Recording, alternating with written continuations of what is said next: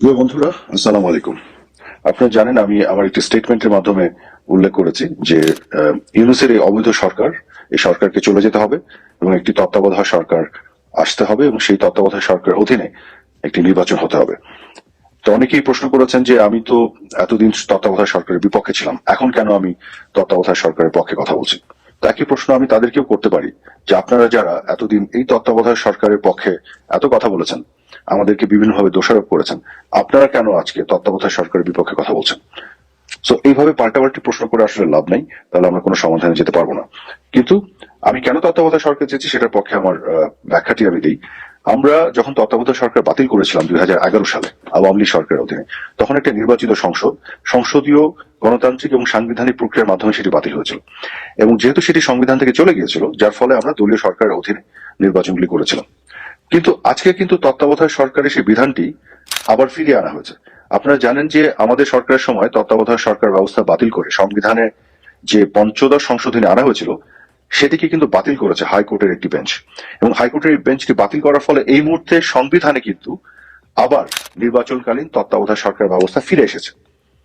কাজে আমরা যখন তত্ত্বাবধায়ক সরকারের বিপক্ষে কথা বলেছি, সেটা বলেছি তত্ত্বাবধায়ক সরকার সাংবিধানিক প্রক্রিয়ায় নির্বাচিত সংসদের মাধ্যমে বাতিল করার পরে, এবং তখন আমাদের একটা জাস্টিফিকেশন ছিল একটা নির্বাচিত সরকার আছে দেশে, তার অধীনে নির্বাচন হবে, আমরা তত্ত্বাবধায়ক সরকার ফিরে যেতে চাই না, কারণ এত ব্যাখ্যা আমি এখন যেতে চাই না, আমরা সবসময় সেই ব্যাখ্যাগুলো দিয়েছি। কিন্তু বর্তমানে কিন্তু দেশে কোনো নির্বাচিত সরকার নেই, একটা অবৈধ সরকার আছে। এক, দুই হচ্ছে যে হাইকোর্টের একটি রুলের মাধ্যমে তত্ত্বাবধায়ক সরকারটি আবার ফিরে এসেছে এখন সংবিধানে। অনেকে হয়তো বলবেন, অনেক আইনজীবীরা বলছেন যে না, তত্ত্বাবধায়ক সরকারের ক্ষেত্রে এই বিধানটি বাতিল করে অ্যাপেলেট ডিভিশনের একটা রায় ছিল 2011 সালে 10ই মে। কাজেই অ্যাপেলেট ডিভিশনে এই রায়টি যেহেতু এটাকে বাতিল করে দিয়েছে, কাজেই তত্ত্বাবধায়ক সরকারটি এখনো সংবিধানে ফিরে আসেনি। পঞ্চদশ সংশোধনী সেই বিষয়গুলি বাতিল করা হলেও এটি ফিরে আসেনি। কিন্তু আমার বক্তব্য এখানে একটু ভিন্ন, সেটি হচ্ছে যে অ্যাপেলেট ডিভিশনে যে রায়টি আছে, তত্ত্বাবধায়ক সরকারের ব্যবস্থা বাতিল করে যে রায়টি দিয়েছিল, সেই রায়ের উপরে কিন্তু একটা রিভিউ পিটিশন করা আছে এবং সেই রিভিউ পিটিশন কিন্তু শুনানির অপেক্ষা আছে। অর্থাৎ এটি কিন্তু সাবজুডিস, এটা কিন্তু নিষ্পন্ন নয়, নিষ্পত্তি হয়নি। কাজে এটা যখন নিষ্পত্তি হবে তখন দুটো হতে পারে, অ্যাপেলেট ডিভিশনের রায়টি আপহোল্ড হতে পারে, অর্থাৎ তত্ত্বাবধায়ক সরকার চলে গেল, অথবা রিভিউ পিটিশনে আবেদনকারী যারা, তাদের পক্ষে সিদ্ধান্ত চলে আসতে পারে, সেক্ষেত্রে তত্ত্বাবধায়ক সরকার আবার অ্যাপেলেট ডিভিশনের রায়ের রিভিউ এর ক্ষেত্রেও ফিরে চলে আসলো। কিন্তু এখন পর্যন্ত সেটি নিষ্পত্তি হওয়ার আগ পর্যন্ত হাইকোর্ট বেঞ্চের যে রুলটি এসেছে তার ফলে তত্ত্বাবধায়ক সরকার এই মুহূর্তে সংবিধানে আছে। যেহেতু এটি এই মুহূর্তে সংবিধানে আছে, সেই কারণে আমি তত্ত্বাবধায়ক সরকারের অধীনে নির্বাচন চেয়েছি। এবং যেহেতু এই মুহূর্তে একটি নির্বাচিত সরকার নেই এবং একটি অবৈধ সরকার আছে, কাজে সেই ক্ষেত্রে আমি তত্ত্বাবধায়ক সরকারের অধীনে নির্বাচন চেয়েছি। কিন্তু আমার প্রশ্ন হচ্ছে, আপনারা যারা এতদিন গলা ফাটিয়েছেন, ফেরা তুলে ফেলেছেন মুখে তত্ত্বাবধায়ক সরকার, নির্দলীয় তত্ত্বাবধায়ক সরকার বলে, তাদের আজকে এত সমস্যা হচ্ছে কেন? আপনারাও তো আমার সাথে সুর মিলে নির্দলীয় নিরপেক্ষ তত্ত্বাবধায়ক সরকার চাওয়া উচিত। এতদিন ধরে চেয়েছেন, এখন কেন চাচ্ছেন না? আপনারা কেন আপনাদের পজিশন বদলে ফেললেন? তো আমার কথা হলো যে আমরা যদি পাল্টাপাল্টি করতে থাকি তাহলে আমরা কোনো সমাধানে যাব না।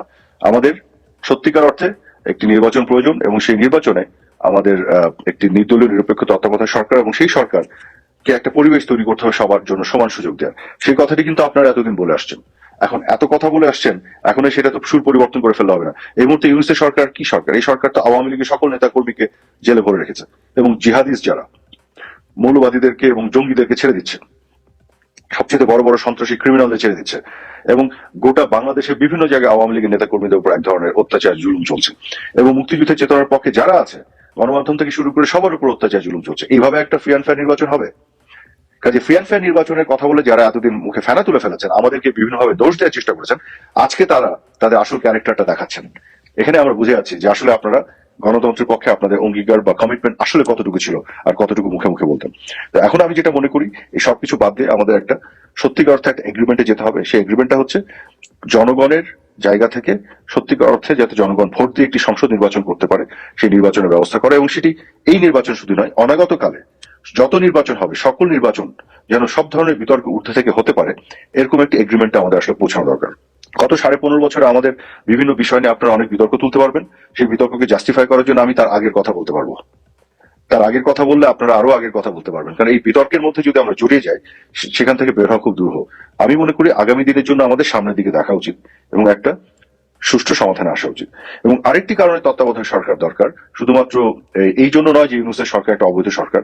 ইউনূসের এই সরকারের সাথে এই ছাত্র সংগঠন যেটি বৈষম্য বিরোধী ছাত্র আন্দোলনের যে ছাত্র সংগঠন তারা যুক্ত এবং তারাই নাকি ইউনূসকে নিয়োগ দিয়েছে এবং এরা আবার নিজেরও একটি দল গঠন করছে যাদেরকে কিংস পার্টি বলা হচ্ছে এবং দল গঠন করে তারাও নাকি নির্বাচনে পার্টিসিপেট করবে।